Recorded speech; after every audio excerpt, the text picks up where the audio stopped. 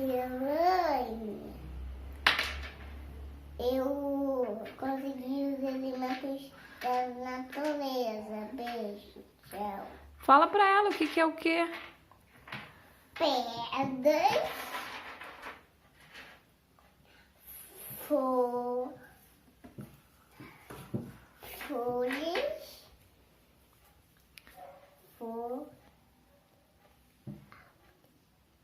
árvores, plantinha, flor e um galho. E um galho? Sim, galho. Você gostou dessa atividade? Muito. Muito? Beijo, tchau. Ah, e agora mostra pra tia Lília que você também tem passarinho. Eu também tenho passarinho. Vamos lá mostrar pra ela? Esse é o Thor e essa é a Chiquinha. Qual é o Thor?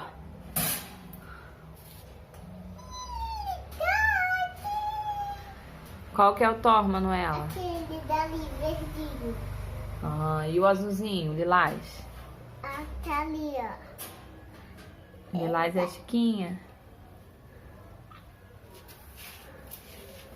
Manda beijo. Beijo, tchau. E a Joana não tem conchinha. Sabe por quê? Porque eu não fui na praia. Beijo, tchau.